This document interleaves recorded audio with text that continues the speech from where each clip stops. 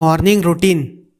Morning routine के बारे में आपने सुना ही होगा, क्योंकि ये इंस्टाग्राम में बहुत ज़्यादा ट्रेंडिंग टॉपिक बन चुका है और इस चीज़ पे बहुत ज़्यादा ही लाइक्स एंड कमेंट्स और मॉर्निंग रूटीन सब फॉलो करने का धीरे धीरे चालू कर रहे हैं। लेकिन आपको ये समझ में नहीं आ पा रहा होगा कि कौन सा मॉर्निंग रूटीन जो है वो आपके लिए बेस्ट है, क्योंकि मॉर्निंग रूटीन्स तो बहुत ज़्यादा ही कॉम्प्लेक्स बता रहे हैं ये लोग। लेकिन आपको इतना सिंप्लीफाइड रखना है अपने मॉर्निंग रूटीन को कि आप अपना मैक्सिमम जो डिज़ायर्ड रिजल्ट है उसको मॉर्निंग में ही पा ले, जिससे आपको पूरे दिन भर में उस चीज़ के बारे में सोचते रहना ना पड़े बैक ऑफ द हेड। और इस कॉन्सेप्ट को ईट द फ्रॉग भी बोलते हैं। ईट द फ्रॉग मतलब आप ये सोचिए कि अगर आपको मैं कहीं रेस्टोरेंट पे खाना खाने लेके गया, अब अगर आपको एक मेंढक खाना है और भाई इस पे आपको नॉन नेगोशिएबल है, आप ऐसा नहीं बोल सकते कि नहीं खाऊंगा मैं। लाइक अगर आपको खाना ही है तो आप उसको अपने मेन कोर्स के पहले खाएंगे कि बाद में खाएंगे।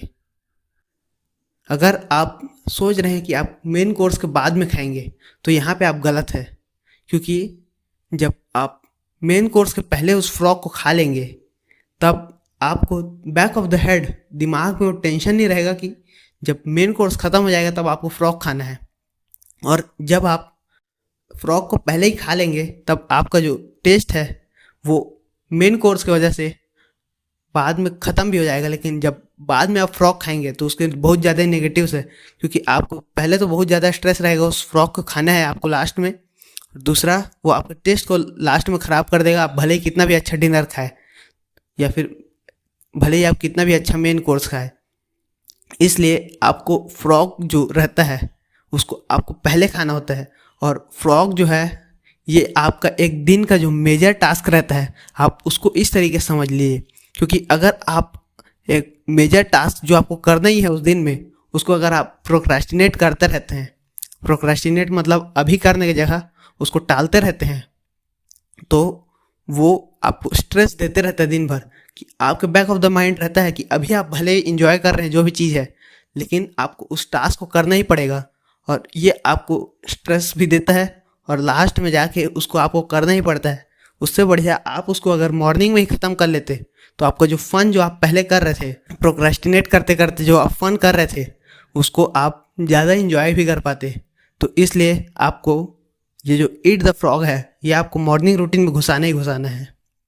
दूसरा जो है यह है वाटर इनटेक, क्योंकि जब आप स्लीप में रहते हैं तब आप 8 घंटा या 7 घंटा जितना भी आप सोते हैं उतना समय तक आप डिहाइड्रेटेड रहते हैं और बॉडी को वाटर का बहुत ज़्यादा ज़रूरत रहता है।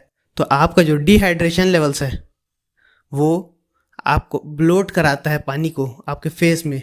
और इसके लिए आपको पानी जो है वो मुंह में स्टोर हो जाता है, क्योंकि बॉडी को ये सिग्नल जाता रहता है कि आपको पानी बचा के रखना है। इसलिए आप जब सुबह सुबह उठते हैं तब आपका मुंह फूला फूला दिखता है और इसको ही ब्लोट कहते हैं। तो आप अगर 1 गिलास वाटर अगर पिएंगे तो ये बॉडी को सिग्नल जाएगा कि हम लोग को वाटर वापस मिल रहा है, आप जो स्टोर कर रहे थे पानी उसको रिलीज़ कर दो। तो जो मुंह का ब्लोट रहेगा वो स्लोली स्लोली निकल जाएगा। और ये जल्दी जल्दी निकलेगा जब, मतलब स्लोली स्लोली जल्दी निकलने का जब चालू हो जाएगा तब ये आपको ब्लोट को जल्दी ख़त्म करेगा और आपका लुक्स ज़्यादा अच्छा दिखेगा।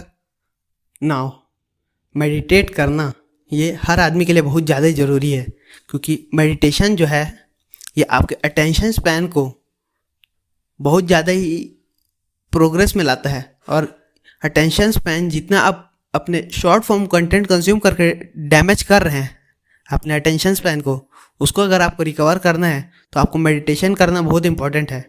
और मेडिटेशन आपको मॉर्निंग रूटीन में करना इसलिए इम्पॉर्टेंट है क्योंकि मेडिटेशन करना बहुत ज़्यादा ही मुश्किल होता है भाई कई लोगों के लिए। और अगर वो first thing in the morning उस मेडिटेशन को नहीं करते हैं तो वो उनके दिमाग में रहता ही है और फिर उसको वो प्रोक्रेस्टिनेट करते करते अगले दिन करूँगा सोचते हैं। और जब वो लोग इस तरीके का माइंडसेट रखते हैं कि आज वो लोगों से अगर 10 मिनट मेडिटेशन हुआ नहीं तो वो लोग अगले दिन 20 मिनट मेडिटेशन कर लेंगे। लाइक इसको आप ऐसा समझ सकते हैं कि जिम में आप जाएंगे और आप 40 किलो का बेंच मार रहे थे, आप 40 किलो का बेंच मारने का ट्राई करेंगे, तब आपसे वो उठेगा नहीं। तो आप सोचेंगे कि कल जब आपको उस 40 को मारना था तो आप 40 की जगह 80 किलो मारेंगे। आपसे 40 तो उठ नहीं रहा था, आप अब 80 मारेंगे। लाइक कितना ज़्यादा आप रिटार्डेशन के थॉट प्रोसेस में जी रहे हैं उसको सोचिए। अगर आपको वो 80 उठेगा ही नहीं किसी भी लेवल में, तो आप उसी तरीके से सेकेंड डे पे उस काम को लोड काहे करेंगे। इसलिए आपको फर्स्ट डे पे ही उस काम को कंप्लीट कर लेना चाहिए।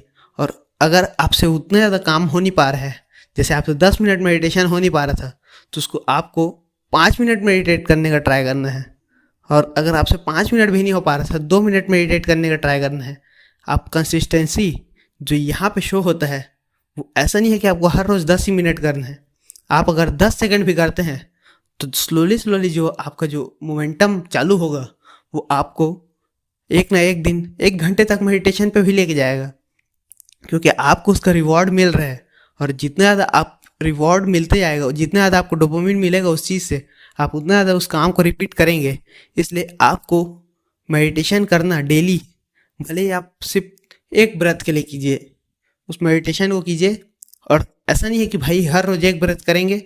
आपको जो प्रोग्रेसिव ओवरलोड रहता है, यानी कि हल्का हल्का प्रोग्रेस बनाना उस काम में, ये जो माइंड सेट रहता है वो हर जगह कैरी करना होगा। और इसको अगर आप कैरी करेंगे तो आप स्लोली स्लोली बहुत ज़्यादा ही प्रोग्रेस बनाते जाएंगे, जो कि नॉर्मल होते जाएगा आपके लिए डेली। नाउ वर्कआउट वर्कआउट करना इसलिए ज़रूरी है क्योंकि अगर आपको पता नहीं है तो मैं बता दूं कि आपके जब 24 घंटे का जो सर्कैडियन रिदम रहता है आपके बॉडी का, जो कि इंटरनल क्लॉक बोलते हैं बॉडी का, उसमें एक समय ऐसा आता है जब बॉडी को आपका कॉर्टिसोल पिक करना होता है। कॉर्टिसोल जो है ये स्ट्रेस हार्मोन है कि आपको बॉडी में कितना ज़्यादा स्ट्रेस है। और अगर आपका जब वर्कआउट करेंगे तो ये एक सर्कैडियन रिदम में सेट करता है उस स्ट्रेस लेवल को कि इस समय हम लोग को एक्टिवेट करना है मैक्सिमम स्ट्रेस। और अगर आप इवनिंग में वर्कआउट करते हैं तो ये अगर आपका इवनिंग में स्ट्रेस को हाई करेगा। जैसे अगर आपके बॉडी में इवनिंग में स्ट्रेस हाई होगा तो आपका स्लीप इफेक्ट होगा, उससे आपका स्लीप क्वालिटी डिक्रीज होगा। स्लीप क्वालिटी अगर डिक्रीज होगा तो आप नेक्स्ट डे में कम एनर्जेटिक फील करेंगे। कम एनर्जेटिक फील करेंगे तो आपका जो वर्कआउट रहेगा वो भी ख़राब होगा, और फिर से कॉर्टिसोल स्पाइक की वजह से आपका अगला दिन और ख़राब होगा। और इस तरीके से आप स्लोली स्लोली अपने बॉडी को फटीग करते जाएंगे और आप एक समय के बाद वर्कआउट करना भी बंद कर देंगे। तो ये आपके साथ ना हो, इसलिए आपको मॉर्निंग में वर्कआउट करना बहुत ज़रूरी है। क्योंकि आप अगर मॉर्निंग में वर्कआउट करेंगे तो एक कॉर्टिसोल स्पाइक आएगा और वो स्लोली स्लोली हेल्दी लेवल्स में नीचे जाते जाते आपके स्लीप टाइम तक बढ़िया रेगुलेट हो जाएगा, जिससे आप सोएंगे तब आपको बढ़िया स्लीप भी आएगा और आपको नेक्स्ट डे ज़्यादा एनर्जेटिक भी फील होगा और आपको एक्सरसाइज का भी बेनिफिट मिलेगा।